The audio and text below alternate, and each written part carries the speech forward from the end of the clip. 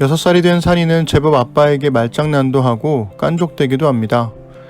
그러다가 자기도 모르게 잘못을 저질러서 아빠에게 혼나곤 하죠.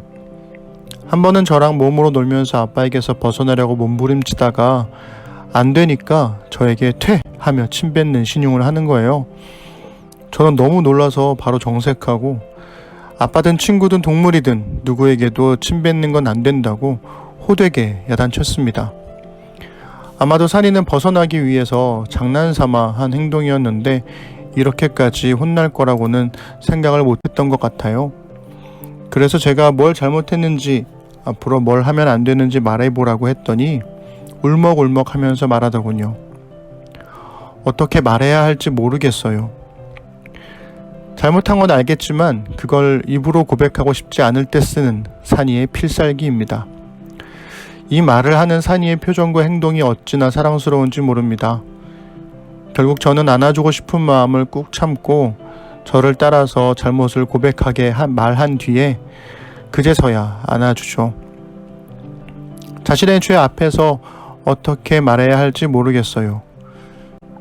가끔 헷갈립니다. 정말 잘못인 줄 몰라서 그렇게 말하는 건지 아니면 잘못한 걸 알지만 덜 혼나기 위해서 그렇게 말하는 건지 구별하기가 여간 쉽지가 않아요. 오늘 읽어드릴 사무엘상 15장에서의 사울이 그랬습니다. 아니 좀 더 정확히 말하면 그의 행동과 변명은 차라리 어떻게 말해야 할지 모르겠어요 라고 하는 게 더 나을 뻔했습니다. 이미 13장에서 사무엘은 사울의 불순종 때문에 하나님께서 사울을 대신할 왕을 세우실 거라는 말씀을 했었습니다. 그런데 15장에 이르러 하나님은 사무엘을 통해서 사울에게 다시 한번 만회할 기회를 주신 것 같아요. 오래전 아말렉이 이스라엘에게 행했던 죄를 심판하기 위해 사울에게 거룩한 전쟁을 수행하게 하십니다.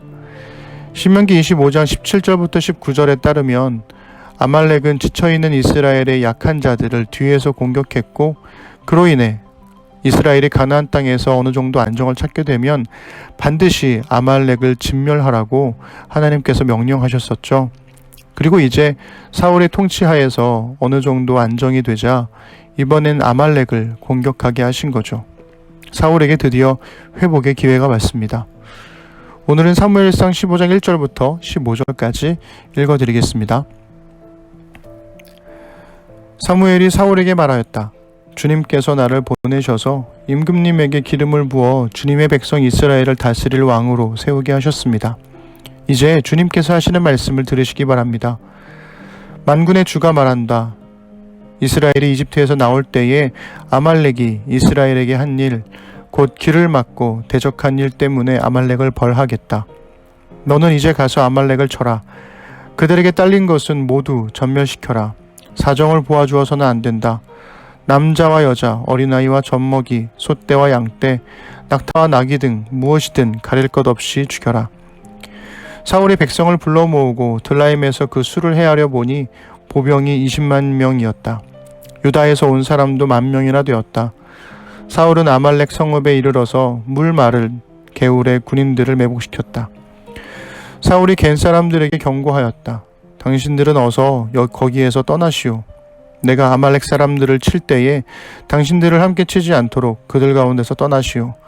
당신들은 이스라엘 자손이 이집트에서 올라올 때에 그들에게 친절을 베푼 사람들이오.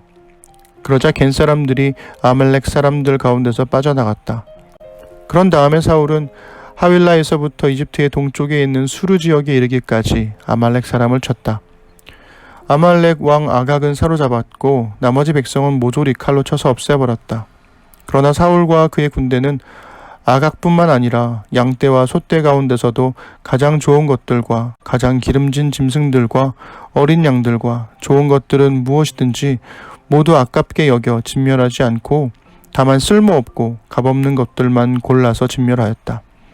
주님께서 사무엘에게 말씀하셨다. 사울을 왕으로 세운 것이 후회된다.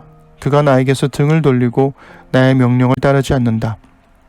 그래서 사무엘은 괴로운 마음으로 밤새도록 주님께 부르짖었다. 사무엘은 사울을 만나려고 아침에 일찍 일어났다. 누군가가 사울이 갈멜로 가서 승전비를 세우고 나서 거기에서 떠나 계속 행진하여 길갈로 내려갔다고 전해주었다. 사무엘이 사울이 있는 곳에 이르니 사울이 그를 보고 인사를 하며 말하였다. 주님께서 주시는 복을 받으시기 바랍니다. 나는 주님의 명령대로 다 하였습니다. 그러자 사무엘이 물었다. 나의 귀에 들리는 이 양떼의 소리와 내가 듣는 소떼의 소리는 무엇입니까? 사울이 대답하였다. 그것은 아말렉 사람에게서 빼앗은 것입니다. 우리 군인들이 예언자께서 섬기시는 주 하나님께 제물로 바치려고 양떼와 소떼 가운데서 가장 좋은 것들을 남겨다가 끌어왔습니다. 그러나 나머지 것들은 우리가 진멸하였습니다. 아멘. 고대 사회에서의 전쟁은 크게 두 가지였는데요. 하나는 돈을 위한 전쟁이고 다른 하나는 신을 위한 전쟁이었죠. 나라의 안정을 위해서 필요한 돈을 가장 쉽게 얻는 방법은 전쟁을 통해 빼앗는 것이었습니다. 블레셋과 이스라엘의 전쟁이 바로 돈을 위한 전쟁이었던 거죠.